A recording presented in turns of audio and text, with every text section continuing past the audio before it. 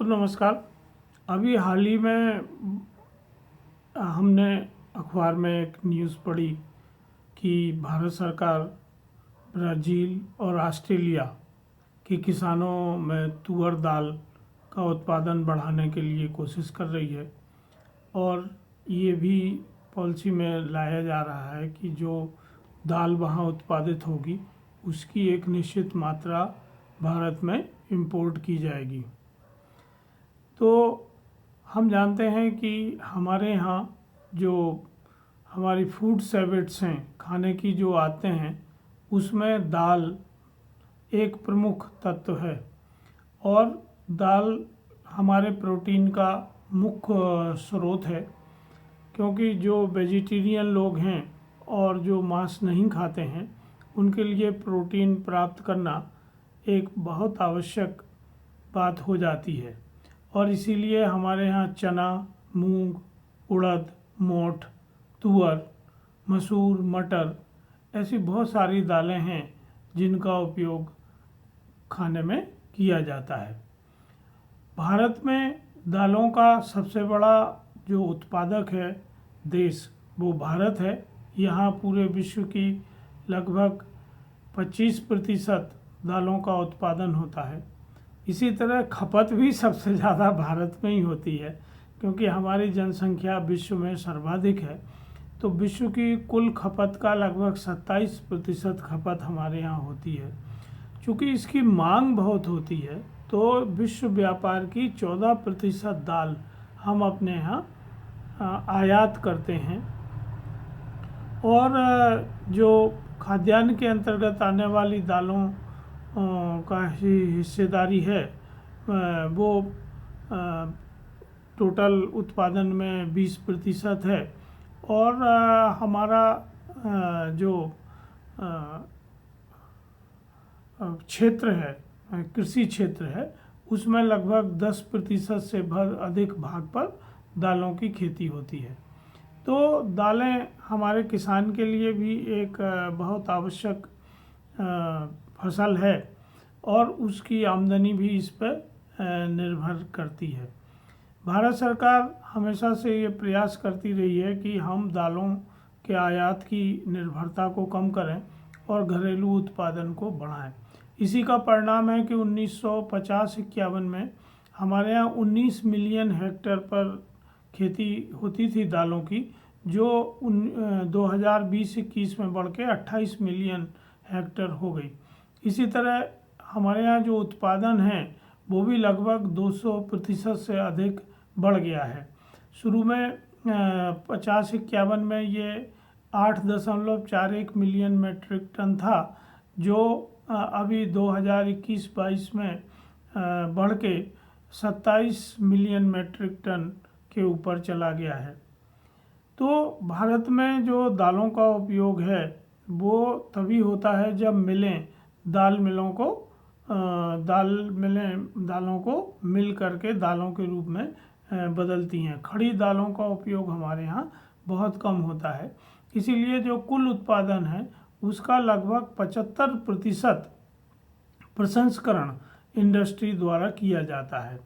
और ये सभी लघु और सीमांत उद्योग हैं जो इस काम को करते हैं। तो इससे रोजगार मिलता है, प्रसंस्करण होने से वैल्यू एडिशन होता है और व्यापार का भी एक महत्वपूर्ण हिस्सा है। अगर हम देखें तो अधिकांश दाल मिलें जहां दाल पैदा होती है उन्हीं इलाकों में स्थापित हैं, जैसे इंदौर, जलगांव, अकोला, नागपुर आदि। दूसरी दाल मिलें उन जगह भी हैं जहां सबसे ज़्यादा दालों की मांग रहती है। तो जो बड़े बड़े शहर हैं जैसे कलकत्ता, चेन्नई, मुंबई, हैदराबाद और दिल्ली, उनके निकट भी बहुत सारी दाल मिलें लगी हुई हैं। तो यहाँ भी रोजगार का एक प्रमुख साधन है। और भारत में दालों की जो उपलब्धता है वो कम हुई है। अभी दालों की उपलब्धता लगभग 50 ग्राम प्रतिदिन के आसपास है, जो WHO का जो मानक है 80 ग्राम प्रतिदिन, उससे कम है। तो सवाल ये उठता है कि अगर हम प्रोटीन कम लेंगे तो हमारे यहाँ कुपोषण या स्वास्थ्य की समस्याएं भी रहती हैं। तो इसलिए भारत सरकार ये कोशिश करती है कि दालों की कीमतों को स्थिर रखा जाए, लेकिन बाज़ार में दालों की कीमतें बहुत तेज़ी से ऊपर नीचे होती हैं, और इसी के साथ भारत की जो आयात नीति है या निर्यात नीति है दालों की, उसमें बहुत तेज़ी से परिवर्तन होता रहता है। क्योंकि दालों से न केवल पर्यावरण की सुरक्षा होती है बल्कि स्वास्थ्य के लिए भी वो अच्छी हैं। यदि हम ये तुलना करें कि दालों के उत्पादन में मांस उत्पादन की तुलना में पानी कम लगता है, इसी तरह जो जलवायु प्रभावित करने वाली गैसें हैं CO2, उनका उत्सर्जन भी मांस उत्पादन करने की तुलना में दालों में कम होता है। देश में हम, जैसे कि मैंने आपसे कहा कि सर्वाधिक उत्पादन करने वाला देश है, तो हम दुनिया में दालें निर्यात भी करते हैं। अभी 2022-23 में हमने लगभग 6000 करोड़ रुपए से अधिक की दालें निर्यात की हैं, और 6000 करोड़ से अधिक रुपए की दालें निर्यात होने में लगभग जो हमारे यहाँ से दालें जाती हैं उसमें बांग्लादेश, चीन, UAE और अमेरिका और नेपाल जैसे देश प्रमुख देश हैं। जबकि जब हम दालें आयात करते हैं तो इसमें अफ्रीकन कंट्रीज़ हैं, ऑस्ट्रेलिया है, ब्राज़ील है, इंडोनेशिया है, मलेशिया है, बहुत सारी कंट्रीज से हम दालें अपने यहाँ मंगाते भी हैं। तो ये व्यापार हमारे यहाँ पिछले सालों से चल रहा है।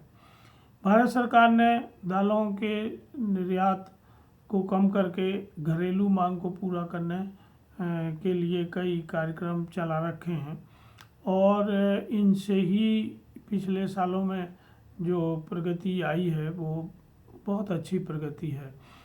भारत सरकार ने जो मिनिमम सपोर्ट प्राइस है MSP, उसमें भी अच्छे मूल्य वृद्धि की हुई है ताकि किसान अधिक से अधिक दालें उगाने की तरफ जाएं। हमारे यहाँ जो दलहन उत्पादन करने वाले राज्य हैं उनमें मध्य प्रदेश, जहाँ 25% पूरे देश की दालें होती हैं, राजस्थान 20%, महाराष्ट्र 15%, कर्नाटक 11%, उत्तर प्रदेश 10%, आंध्र प्रदेश 5%, गुजरात 4%, झारखंड 3%, तमिलनाडु, छत्तीसगढ़ और उड़ीसा 2% उत्पादन हमारे यहाँ करते हैं। सर्वाधिक जो एरिया है वो तुअर दाल के अंतर्गत आता है। इसके बाद चना, मूंग, मसूर, उड़द, इन दालों का क्षेत्रफल होता है। तुअर दाल बहुत लंबे समय तक की अवधि की दाल है और इनका उत्पादन लगभग 260 से 270 दिन के बीच में होता है, जबकि दूसरी दालें हैं वो 70 से 90 दिन के बीच में उत्पादित हो जाती हैं। तो तुअर दाल के तरफ किसानों का रुझान हालांकि धीरे धीरे कम हो रहा है क्योंकि उसकी उत्पादक अवधि बहुत ज़्यादा है। फिर भी हमारे यहाँ जो प्रमुख राज्य हैं जहाँ तुअर दाल का उत्पादन सर्वाधिक होता है उसमें कर्नाटक, महाराष्ट्र, मध्य प्रदेश, तेलंगाना, उत्तर प्रदेश, आंध्र प्रदेश, गुजरात, झारखंड, उड़ीसा, ये प्रमुख देश हैं जहाँ प्रदेश हैं जिनमें दालों का उत्पादन होता है। हालांकि दालों का जो कार्यक्रम है आत्मनिर्भरता का, उसके चलते हमारे यहाँ 9% से अधिक उत्पादन बढ़ गया है और इम्पोर्ट 60% से ज़्यादा कम हो गया है। तो ये एक अच्छी बात है। लेकिन पिछले दिनों जैसे ही दालों की दाम बढ़े तो भारत सरकार ने मार्च 2023 में ख़ासतौर से तुअर, मूंग और उड़द को आयात करने के लिए खुली छूट दी है और इसका विरोध किसान संगठनों ने किया है, व्यापारियों ने किया है कि इससे देश में आत्मनिर्भर होने की जो पॉलिसी है वो प्रभावित होगी। लेकिन भारत सरकार को एक संतुलन रखना पड़ता है जो मूल्यों के लिए होता है, ताकि इसके मूल्य बहुत ज़्यादा ना बढ़ें। पर इस अनिश्चितता की पॉलिसी की वजह से खेती को बहुत नुकसान हो रहा है। तो आगे धीरे धीरे भारत सरकार को इस पर विचार करने की आवश्यकता है। अभी नाफेड दालों को प्रोक्योर करता है और जब ज़रूरत होती है तो मूल्य स्थिर करने के लिए वो बाज़ार में अपने भंडारण से दालें बेचते हैं। नाफेड ने पिछले सालों से SFAC के साथ एग्रीमेंट किया कि जो फार्मर प्रोड्यूसर ऑर्गेनाइजेशन है उनके माध्यम से भी किसानों से सीधे दालों को प्रोक्योर किया जाए। और ये एक बहुत बड़ा निर्णय है और इसका लाभ ये हुआ है कि जो हमारे यहाँ फार्मर प्रोड्यूसर ऑर्गेनाइजेशन है उनको एक काम मिला है जहाँ वो सर्विस प्रोवाइडर की भूमिका निभाते हैं और नाफेड के लिए वो उनके द्वारा निर्धारित गुणवत्ता की दालें किसानों से सीधे खरीदते हैं। दूसरे इसका फ़ायदा ये भी है कि किसान को मंडी में मटेरियल नहीं लाना पड़ता है और प्रोक्योरमेंट सेंटर FPOs गांव में ही बनाते हैं और पैसा सीधे किसान के खाते में जाता है। तो जो सप्लाई चेन है वो छोटी होती है और किसान और सरकार दोनों को लाभ होता है। लेकिन यहाँ देखने वाली बात यह है कि जब तक पॉलिसी में स्थायीकरण नहीं होगा तब तक दालों पर आत्मनिर्भरता बनाने के हमारे प्रयास उतने सफल नहीं होंगे। तो हमें ये कोशिश करना चाहिए कि किसानों को हम अधिक से अधिक प्रोत्साहित करें कि वो गेहूं, चावल और गन्ना फसलों के अलावा दूसरी फसलें भी पैदा करें और जिससे न केवल हमारे देश में संतुलित भोजन उपलब्ध करना आसान हो सके और कुपोषण की समस्या से भी हमें निजात मिले। और FPO यहाँ एक बहुत अच्छी भूमिका निभा सकते हैं। तो जो भारत सरकार की गाइडलाइन है नाफेड के माध्यम से और SFAC के माध्यम से आई है उसको हमें देखना चाहिए और FPOs को प्रोक्योरमेंट सेंटर के रूप में काम करना चाहिए और अपने मेंबर्स में जो दलहन उत्पादन कार्यक्रम की योजनाएं हैं भारत सरकार की उनका लाभ भी किसानों तक पहुंचाना चाहिए। धन्यवाद, नमस्कार।